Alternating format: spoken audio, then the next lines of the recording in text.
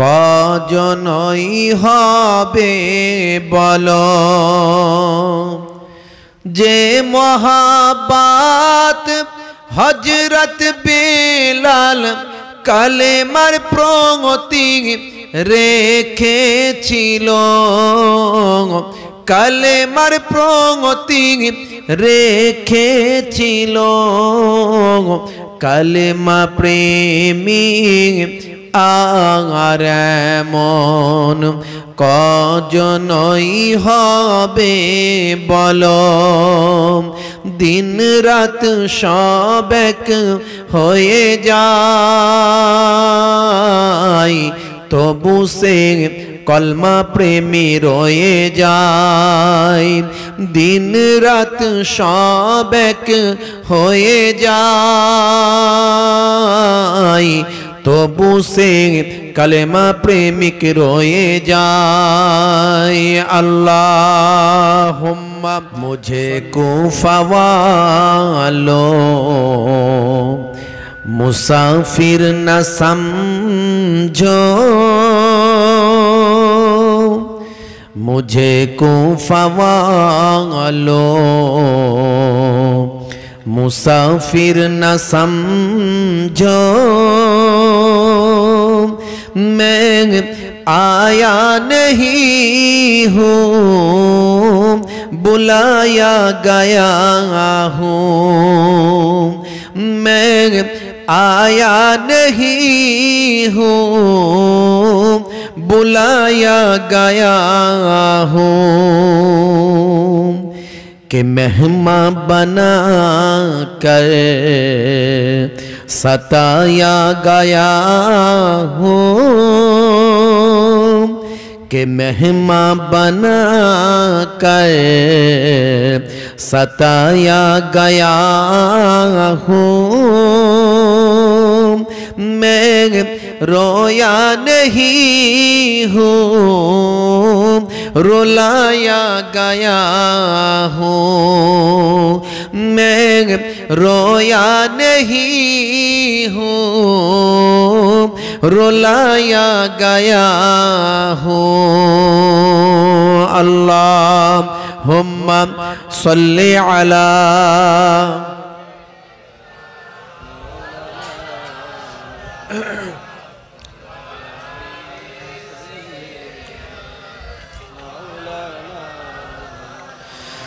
खुदा जाने कैसी है ये मेज़बानी, 72 पियासों कई बंद पानी। खुदा जाने कैसी है ये मेज़बानी, 72 पियासों कई बंद पानी। मुकद्दर में है हौज़ कौसर का पीना, मुकद्दर में है हौज़ कौसर का पीना। मैं प्यासा नहीं हूँ, पिलाया गया हूँ। मैं प्यासा नहीं हूँ, पिलाया गया हूँ। अल्लाहुम्मा सल्ली अला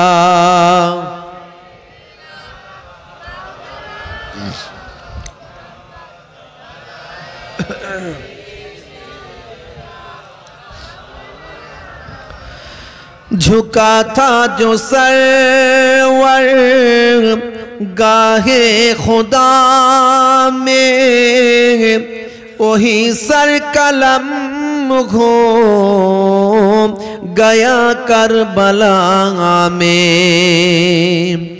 झुका था जो सरवर गाहे खुदा में, वही सर कलम हो गया करबला में। शहादत की मंजिल को पाया है मैंने, शहादत की मंजिल को पाया है मैंने।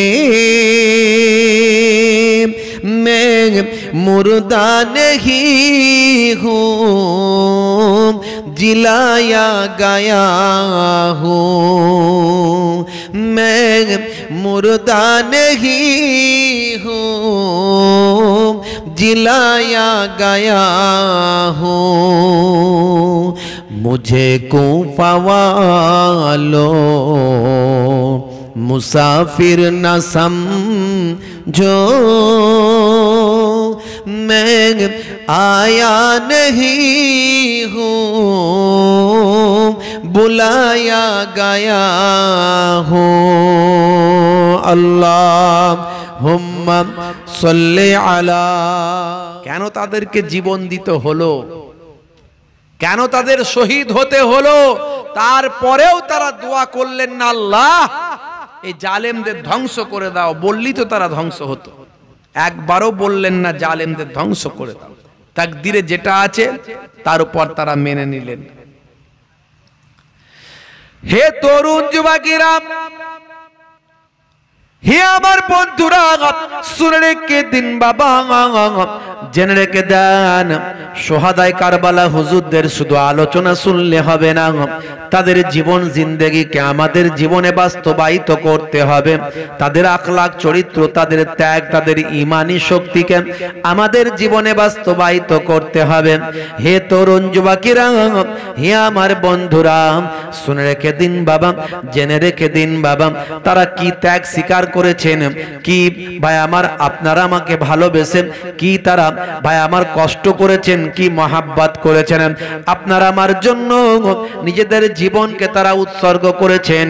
তবু আল্লাহর দরবারে তারা এই দোয়া চাইলেন না, আল্লাহ আমরা শহীদ হতে চাই না। হে তরুণ যুবকেরা, হে আমার মুরব্বিয়ানেরা, তারা আমাদের কি শিক্ষা দিলেন? আমাদের শাহাদাতের শিক্ষা দিলেন, আমাদের ত্যাগের শিক্ষা দিলেন, আমাদের ঈমানের শিক্ষা দিলেন, আমাদের নবী প্রেমের শিক্ষা দিলেন, আমাদের নামাজের শিক্ষা দিলেন। কেমন তারা শিক্ষা দিলেন বাবা?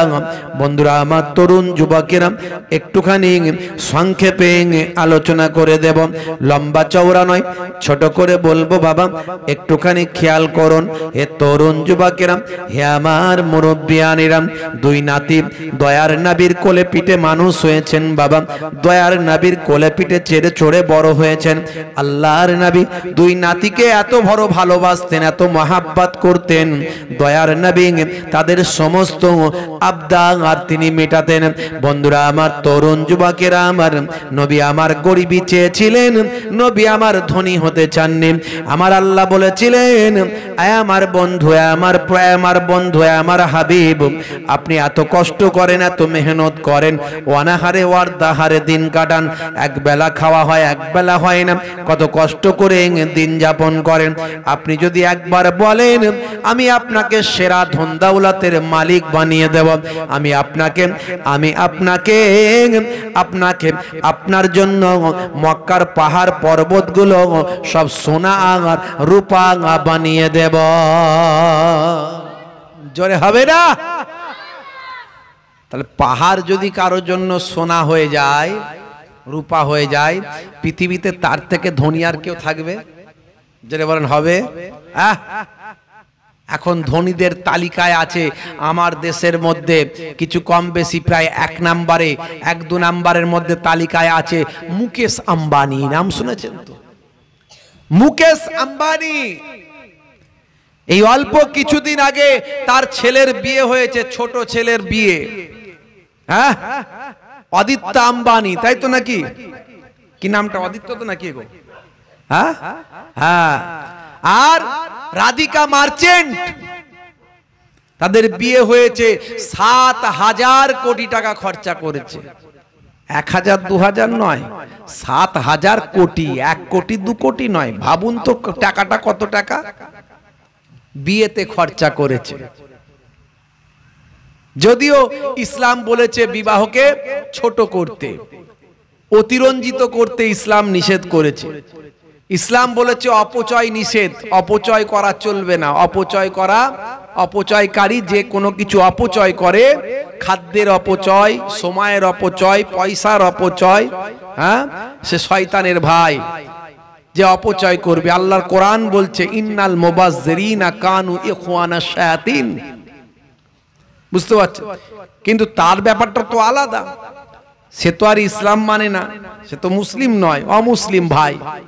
সে তার ব্যাপারটা আলাদা, তার সঙ্গে এই ব্যাপারটা চলবে না। তার এত ধন দৌলতের মালিক, 115 বিলিয়ন মার্কিন ডলারের মালিক, এত সম্পদ।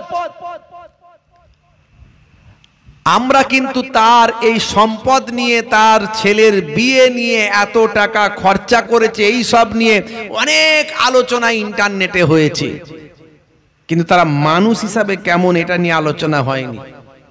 এই জন্য লোকে বলে না, যে যত ওপর তলার লোক, তার ব্যবহার, আচার, কথাবার্তা, মন মানসিকতা অনেক ওপরে। জোরে বলুন সুবহানাল্লাহ। আমি অবাক হয়ে গেলাম, এত সম্পদের মালিক সেও কিন্তু এই বিয়েতে, ছেলের বিয়েতে চোখ দিয়ে পানি ঝরিয়েছে। আপনারা জানেন কি জানি না, মুকেশ আম্বানি তার ছেলের বিয়েতে কেঁদেছে। কখন জানেন?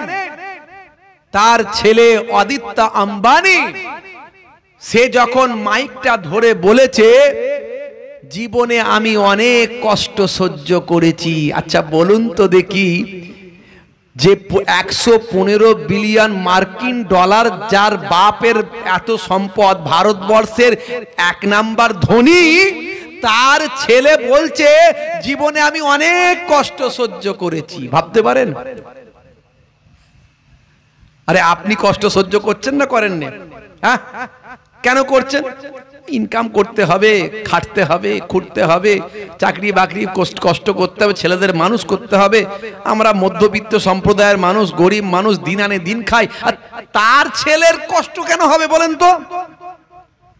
হ্যাঁ, যার বিয়েতে 7000 কোটি টাকা খরচা করছে, যার বিয়েতে 7000 কোটি টাকা খরচা করছে, সে বলছে জীবনে আমি অনেক কষ্ট করেছি। এ কথা শুনে তার বাপ কাঁদছে। এ কথা শুনে ভারতবর্ষের 1 নাম্বার ধনী লোক সে কাঁদছে, ভিডিও ফুটেজ দেখা যাচ্ছে। কেন জানেন?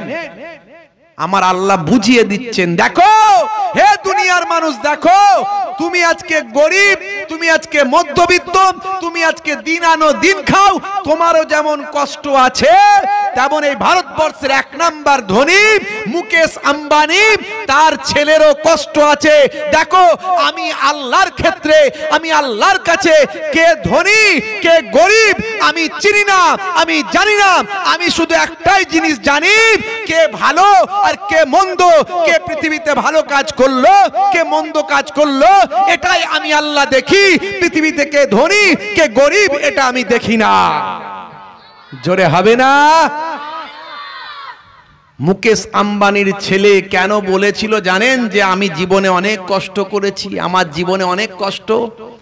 কারণ তার শরীরে আল্লাহ এমন একটা রোগ দিয়েছে, সেই রোগের কষ্টে সে সর্বদাই একেবারে জড়সড় হয়ে আছে।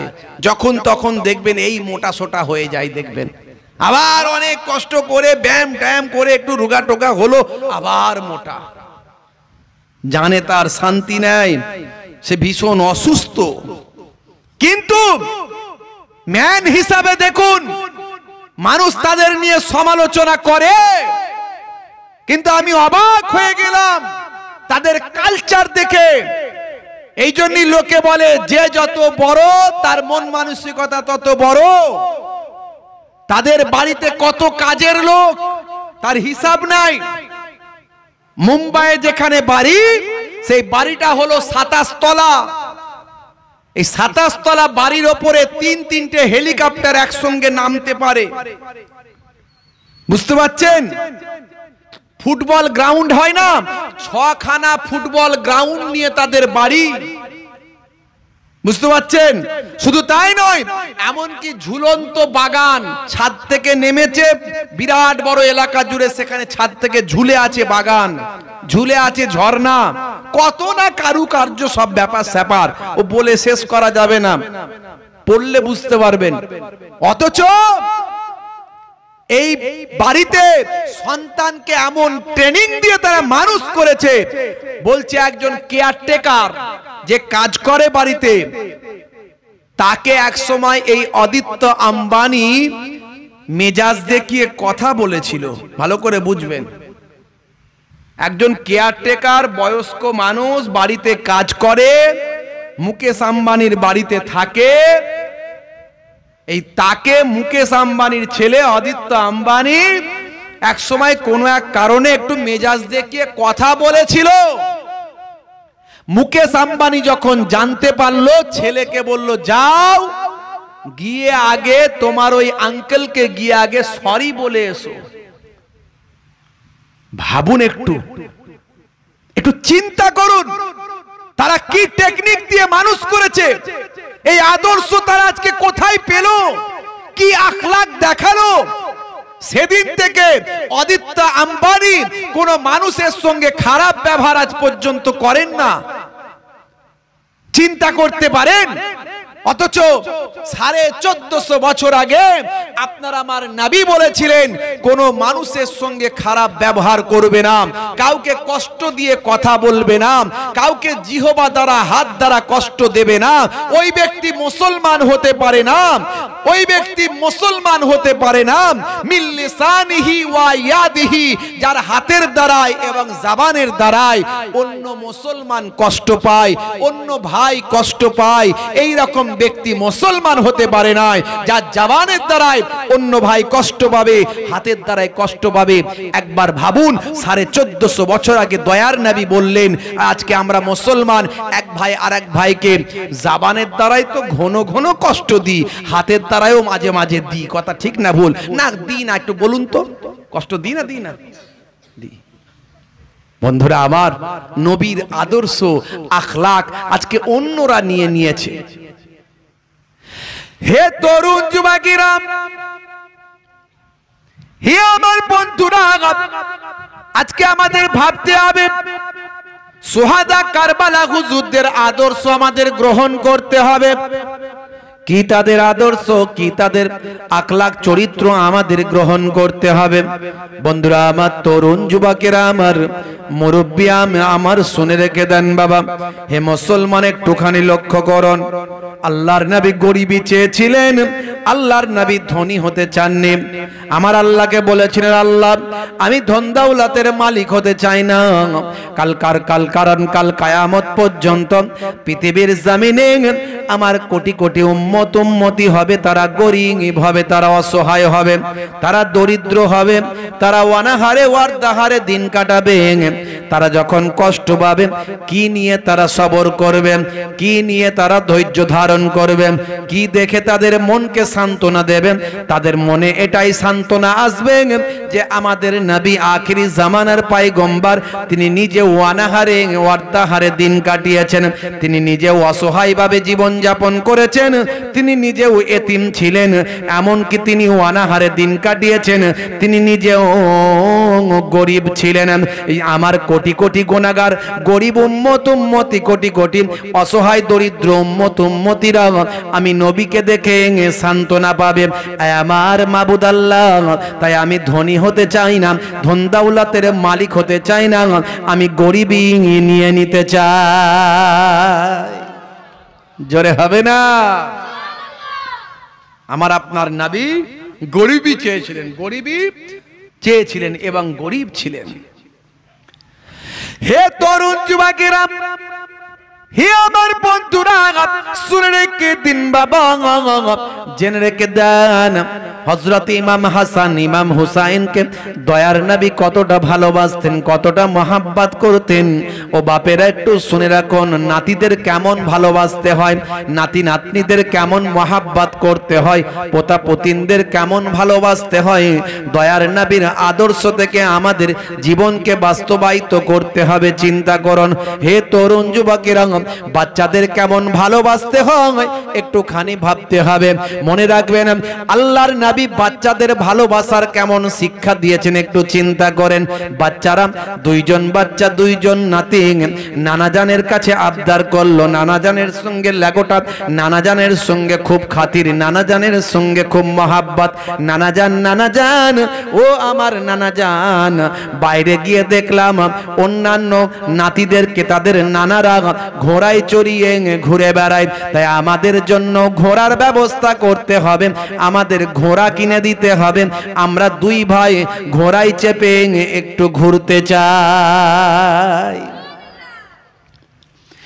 হে তরুণ যুবকেরা, হে আমার বন্ধুরা, হে আমার মুরব্বিয়ানিরা, শুনে রেখে দিন বাবা, আল্লাহর নবী বললেন ভাই হাসান ও ভাই হুসাইন ও আমার কলিজার টুকরা নাতিরা, তোমাদেরকে কি বলবো বাবা, কি তোমাদেরকে শোনাবো বাবা। তোমাদের নানাজান তো ধনী নয়, তোমাদের নানাজান তো ধন দাওলাতের মালিক নয়, তোমাদের নানাজান তো ধনী হতে চান না, তোমাদের নানাজান গরিবই চেয়েছেন। কারণ কাল কিয়ামত পর্যন্ত তোমার নানাজানের অনেক গরিব উম্মতি হবে, তাদের কথা চিন্তা করে তোমাদের নানাজান গরিবই চেয়েছেন। কারণ কাল কিয়ামত পর্যন্ত গরিব দরিদ্র অসহায় মানুষগুলো তোমার নানাজানকে দেখে তারা ধৈর্য ধারণ করবেন। ভাই হাসান ভাই হোসাইন, তোমাদের নানাজান ধনী নয়, ঘোড়া কেনা আর তার পয়সা নাই, ঘোড়া কিনে দেওয়ার আমার ক্ষমতা নাই, তবে আমি এটুকু পারবো, আমি নিজেই ঘোড়া হয়ে যাব। আমি যদি ঘোড়া হয়ে যাই, তোমরা আমার পিঠে চেপে ঘোড়া চাপার কিং শখটা মেটাতে পারো। আমি যদি ঘোড়া হয়ে যাই, তোমরা আমার পিঠে চেপে কি ঘোড়া চাপার শখটা মেটাতে পারবে? দুই ভাই বলল নানাজান কোনো অসুবিধা নাই, তাহলে আপনি একটু ঘোড়া হয়ে যান।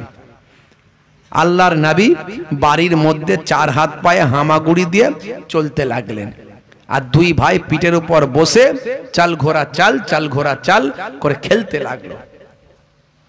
ভাইরা আমার,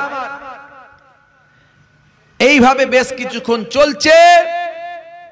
হযরতে ওমর ফারুক রাদিয়াল্লাহু তাআলা আনহু এসে হাজির হলেন, হয়ে দেখেন অবাক, আরে বাপ রে বাপ, যাকে আল্লাহ এত সম্মান দিয়েছেন, জমিনের উপরে আসমানের নিচে সৃষ্টির মধ্যে যার সমতুল্য আর দ্বিতীয় কেউ নাই, তিনি হলেন রাহমাতুল লিল আলামিন, তিনি হলেন সরকারে দো জাহান, তিনি হলেন সুলতানে মদিনা, তিনি হলেন আকা ইনামদার সরকারে দো জাহান, তিনি হলেন মুহাম্মদ মুস্তাফা সাল্লাল্লাহু আলাইহি ওয়াসাল্লাম। জোরে হবে না? জোরে হবে না? সাল্লাল্লাহু আলাইহি ওয়াসাল্লাম। সেই সরকারে দো জাহান সুলতানে মদিনার পিঠের উপর চড়ে বাচ্চারা ঘুরে বেড়ায়, দিকে অবাক। হযরতে ওমর ফারুক রাদিয়াল্লাহু তাআলা আনহু আর থাকতে না পেরে বললেন, হুজুর হুজুর, ইয়া রাসূলুল্লাহ, ইয়া হাবিবাল্লাহ, আপনার কদমে আমার জান কুরবান হয়ে যাক, আপনার কদমে আমার জান কুরবান হয়ে যাক। সাহাবায়ে কেরামরা সব ছিলেন আশিকে, আশিকে রাসূল, ফানাফির রাসূল। সাহাবায়ে কেরামরা সব ছিলেন ফানাফির রাসূল। বান্দা আল্লাহওয়ালা মানুষরা তিনটে স্টেজের মধ্যে অবতরণ করেন কখনো কখনো, তিনটে স্টেজের মধ্যে। একটা হলো ফানাফিল্লাহ, একটা হলো ফানাফির রাসূল, আর একটা হলো ফানাফি শেখ। ফানাফির রাসূল, ফানাফিল্লাহ আর ফানাফি শেখ, এই তিনটে।